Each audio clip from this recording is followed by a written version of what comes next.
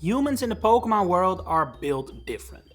We've seen this in the anime plenty of times, like when Ash carries Larvitar around like it doesn't weigh 160 pounds, or takes Charizard's flamethrowers to the face and then shrugs it off.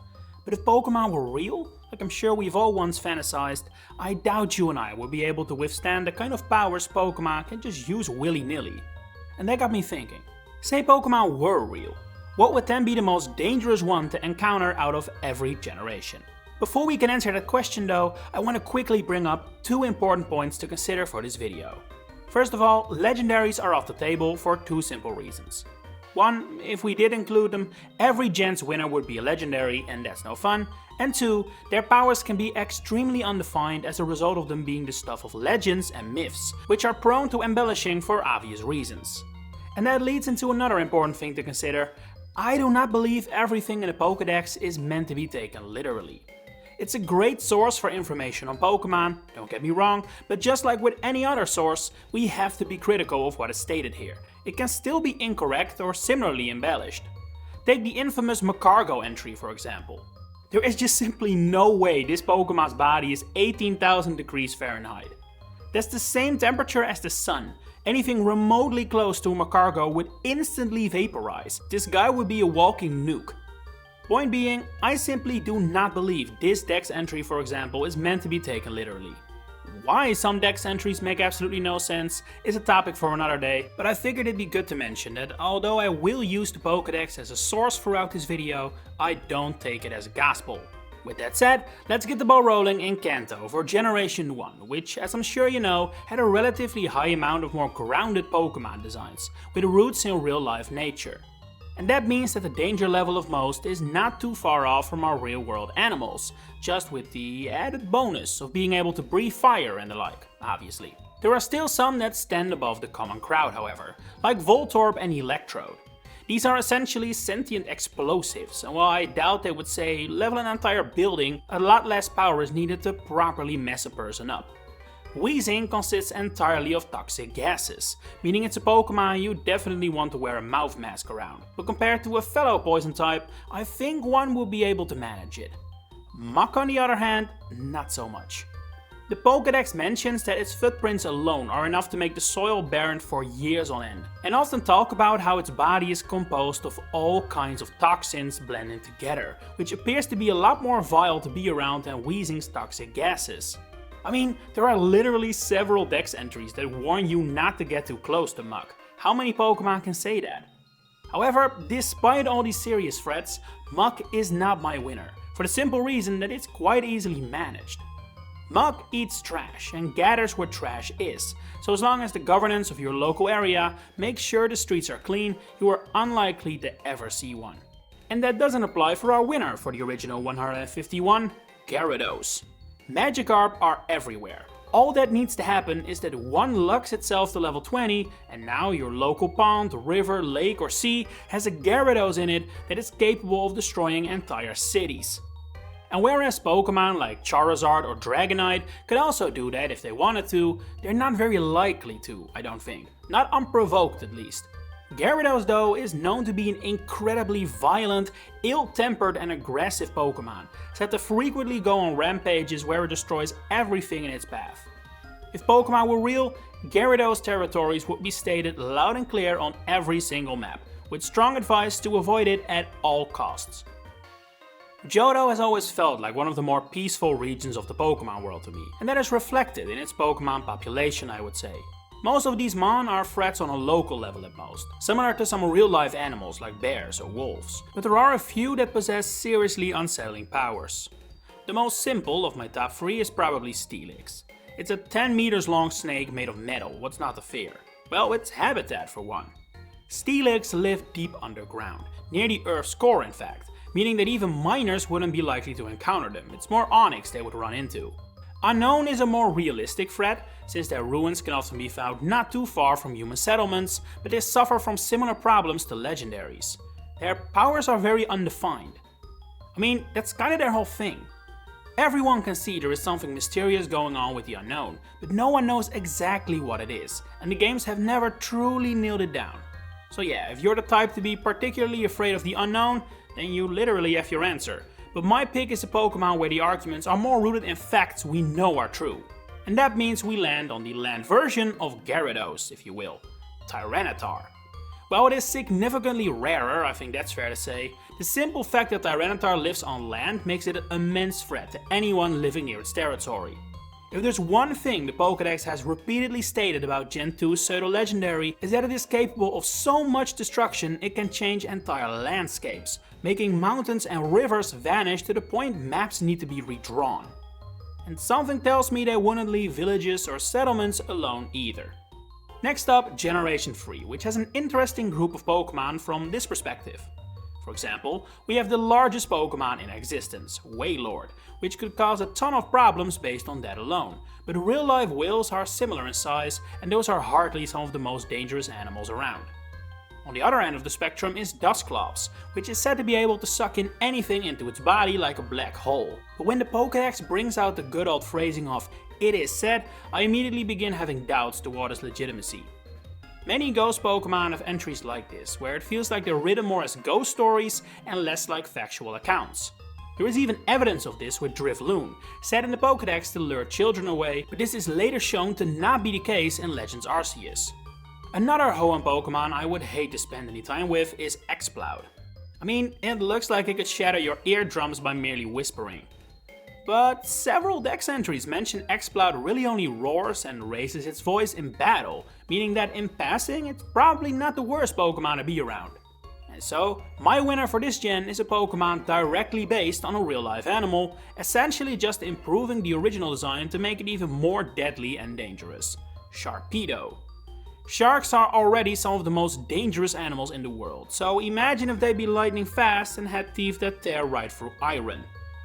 Very much not a Pokemon I'd want to see anywhere near me, not even from a boat, even if Gyarados is probably the bigger water-based threat still. This is further highlighted by folks in Alola using Sharpedo as a ride Pokemon, which shows they must at least be tameable in a way similar to real-life whales and dolphins.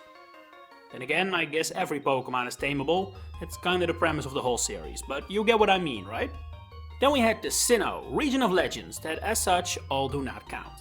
Here, my first instinct was to look at Spiritomb, a Pokemon so well known for causing problems, it was punished for them. But that's kinda the thing. Every Dex entry mentions the odd keystone stops it from doing harm, to the point that I suppose the Pokemon as we currently know is effectively completely harmless.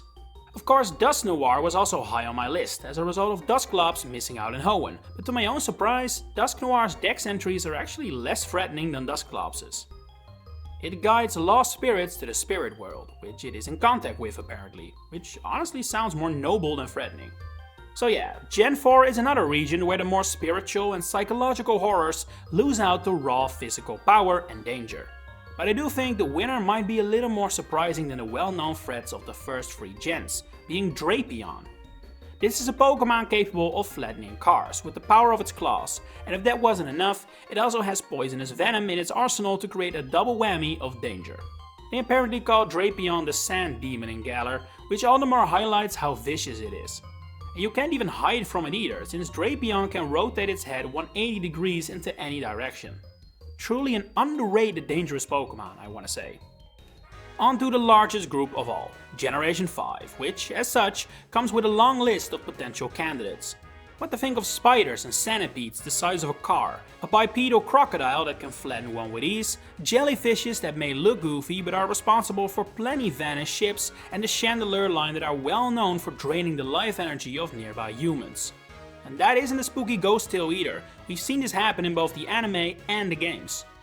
Zoroark is capable of creating entire illusionary worlds, and unlike a Pokemon like Ditto, seems to willingly do so to harm people.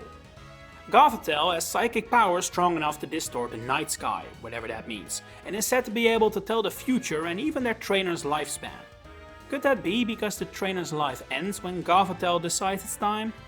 Either way, if I haven't made it clear already, from a Pokemon perspective, Gen 5 is probably the most dangerous generation of them all, to the point that literally all these Pokemon I have just mentioned might very well have won in say Generation 3 or 4. But in Gen 5, they must all bow to Gyarados on steroids, another immensely dangerous pseudo-legendary, Hydreigon. Do as much as move in this Pokemon's vicinity and it will attack, brutally might I add. Its Sword Dex entry mentions that slews of villages have been destroyed by this Pokemon, and it's not hard to see why. In terms of raw power, it is among the most powerful Pokemon in the entire Unova region, with a mind entirely set on destruction and nothing else. It's basically a biological super weapon, who is specifically stated to hate humans in its Violet Dex entry. And while a stated reason as to why I would personally file under speculation, I don't see a reason to doubt the statement on its ferociousness itself. Personally, I would say Hydreigon is probably the biggest competitor to Gyarados' most dangerous Pokemon in existence title yet, and perhaps may even have it beat as a land-dwelling Mon, even if it is much rarer. For Gen 6, the local pseudo-legendary definitely won't win. Goodra is far from the biggest threat in the region, if it's even a threat at all really, it seems pretty gentle. Kalos is gonna be the first generation where the most dangerous Pokemon is not one of the heavy-hitting, brutally dangerous types. I mean, if I wanted to pick one of those, the region is severely lacking in options anyway. Tyrantrum is really the only true candidate, and that is for all intents and purposes just a Tyrannosaur. I wouldn't want to run into one of them, let's be clear, but they're not at the level of some of the psychological monsters that can be found in Kalos. Trevenant is one example that balances both, with several dex entries detailing they trap people using the roots of forests, which they can control at will. It's even mentioned that Alolan lumberjacks go into forests with fire Pokemon to defend themselves against Trevenant's practices. But as messed up and dangerous as this is, Gen 6 has even worse to offer. In fact, it has two Pokemon capable of doing the same thing, and that is the complete destruction of society as we know it. It may take thousands or even more of Gyarados or Hydreigon to accomplish that, but all it takes is one Aegislash or Malamar. The first has historically been seen alongside kings, appearing to be the loyal servant, but instead using their special powers to control people and Pokemon to form the kingdom Aegislash envisions. It's a serious danger, but simply due to us having moved on from kingdoms and the sword-based warfare of old, I doubt Aegislash would still be able to control entire countries in the way it once could. That does not apply to Malamar, however. It is mentioned in plenty of dex entries that Malamar has incredibly strong hypnotic powers, to the point Shield mentions it played a role in certain history-changing events. Whether that is true or not is not really relevant, but it's abundantly clear that Malamar is more than capable of it, and if the anime is to be believed, it doesn't even need a nefarious trainer to cause harm. Here, Malamar is shown that it's just outright evil, which is only very rarely depicted. So yeah, this is another Pokemon that is a top tier threat in a completely different way from Gyarados and Hydreigon, to the point I would say it's the new most dangerous Pokemon around. You can avoid the two brutes. Knowing humans, we'd find a way to manage them in their territories. But Malamar is a threat on a whole new level. Next on the list is Generation 7, where we definitely don't find a Pokemon at Malamar's level.